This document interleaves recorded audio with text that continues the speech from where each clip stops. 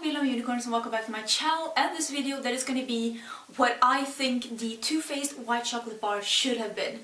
I had many people request this video for me, and thank you so much. I love doing videos like this, and I love it even more knowing that you actually want to see them.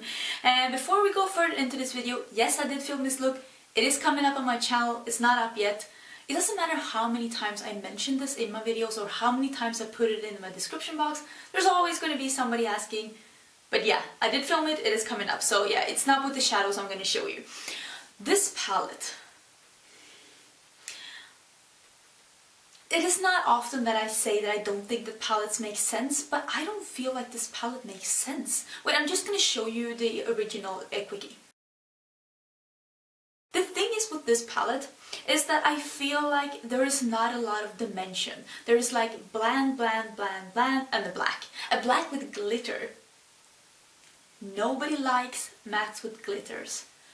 Nobody. Have you heard anyone say, "Oh wow, this is one of those lovely mattes with glitters infused.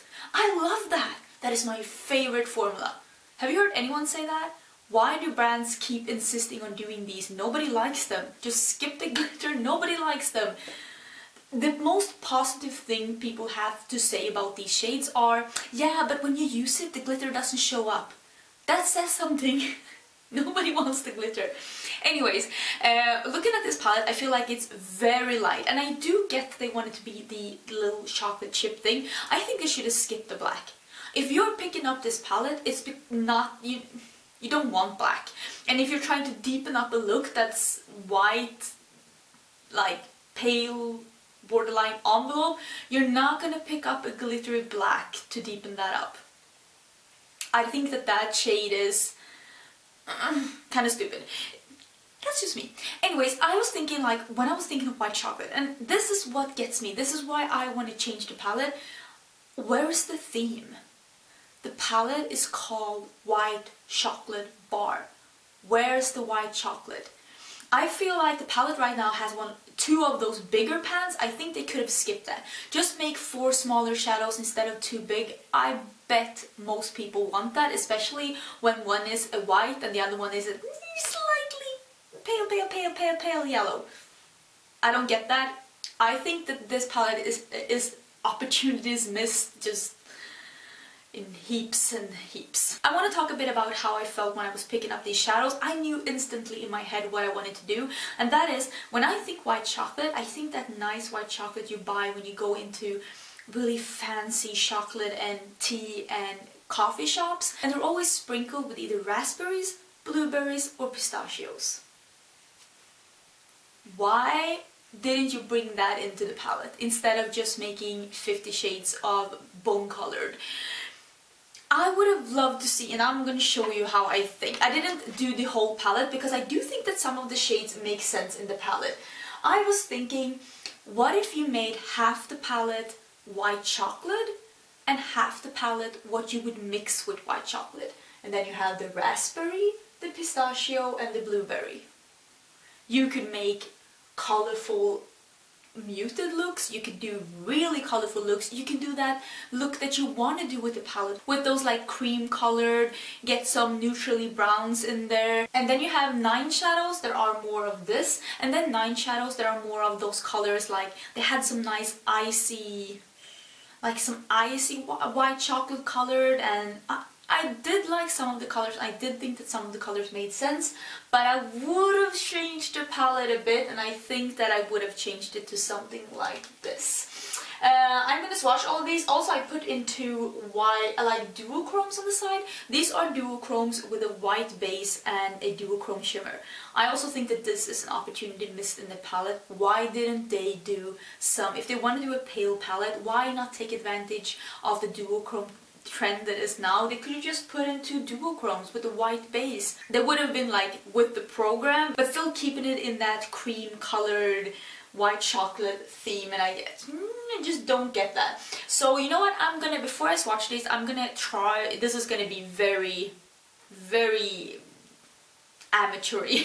I'm gonna do a palette side-by-side picture where you see how I would have done the palette and how the palette actually is now. This is not going to be any fancy smancy Photoshop thing, because I don't have Photoshop. This is probably going to be copy paste in Paint, so bear with me, but here it goes. So yeah, that's what I think. I would have been so excited for a palette like that to come out, to be like fresh, and they should have released it for spring, fresh and like cream but still colors that it could have appealed to so many more people. But yeah, let's swatch these colors and I can tell you which ones they are. Let's start with the ones that I would put in the raspberry theme. This is Sydney Gray's Baby Chics. This is such a pretty pale pink, super shimmery shade.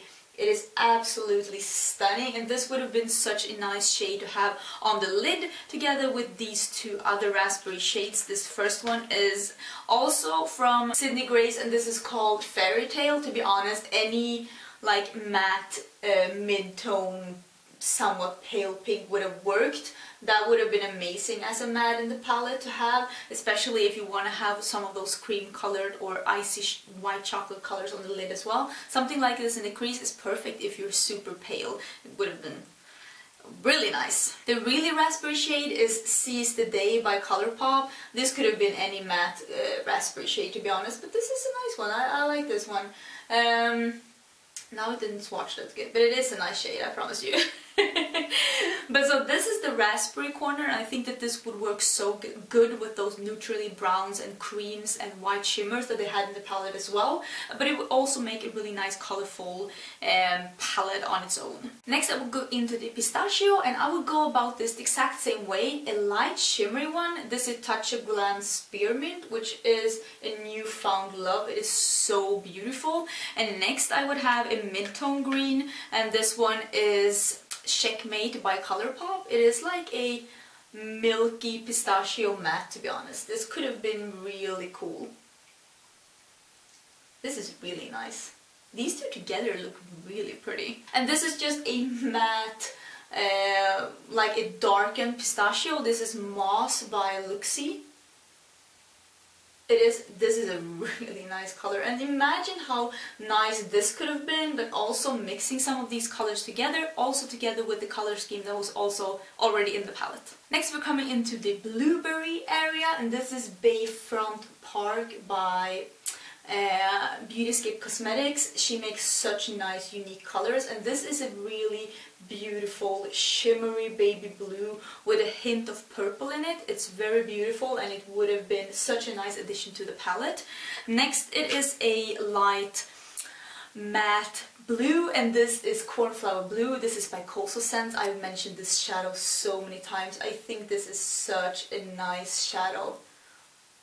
Like, oh, this is so nice to have in your crease when you're starting out a brighter look, or to just have on your lid and just brush it into your crease, put a lot of mascara and just have a really fresh, fun, pastel-y look. Ugh, love this one so much. Next, this one is a bit bigger, but this is Blue Velvet by Nabla. I wanted to have something that was an actual like blueberry color to darken up those looks. This would also go so well together with this green if you want to have more of a darker muted colors palette, so to speak. Next, let me swatch the two duochromes that I talked about that I feel is the missed opportunity in the palette. This is Makeup Geek's Voltage. It is basically a white cream colored base with a strong gold shift. So beautiful. This would have been such a nice addition in the palette, together with these shades, but also together with the shades they already have. This is Makeup Geek I'm Peachless. Same here. This is a bone colored base and a strong fiery peach duochrome. Oh, such a dent in this one. It's crazy how much I've used it. I don't even know if it shows here, but it is so stunning. It's one of my favorite colors from Makeup Geek, and it would have been such a nice addition in the palette. So yeah, this is the kind of addition I would have wanted to see in the palette. This is something that is innovative and it's fun, and it gives a lot of combinations and colors that you could make. And to have something like this, like in the palette, that would have made me do the double take. That would have made me be like, this is a palette I want to pick up. So yeah, this is just a fast video. Let me show you some close-ups of these swatches before we wrap this up.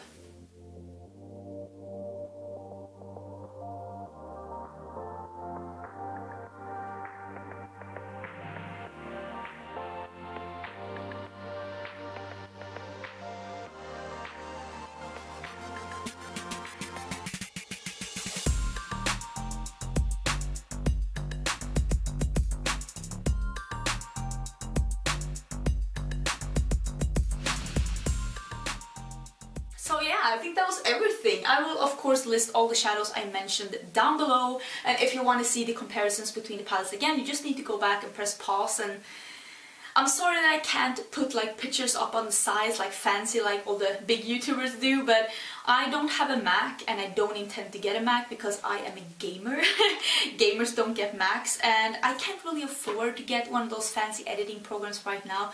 I want to get a camera first, but maybe in the future I will, but this is just my hobby. I'm doing the best I can, but thank you for bearing with me, even though the quality of my videos is not the best it could be, but I'm doing my very best. But yeah, let me know how you feel about this. Did you pick up the palette? Do you think that it's something for you? Because I have heard some people that did pick up the palette and thought that it was like super cute, but it's not for me. So this is just personal preference, what I would have made if somebody said do a white chocolate palette. I would have made this, and then I would have made a more neutral white cream white chocolate side with some duochromes. That's what I would have done, because this is what I'm drawn to, but I still don't feel like this is too bright. I mean, you could tone it down with some browns, right? Thank you so much for being here. Thank you so much for watching and commenting my videos. I'm so excited all the time to read all your comments. You are the sweetest bunch of people out there. If you want to see more of my videos, you can always subscribe. The button is down in the corner. I'd love to have you. I do upload a lot of videos, and especially now in December, and I will see you in my next one, which will be real soon.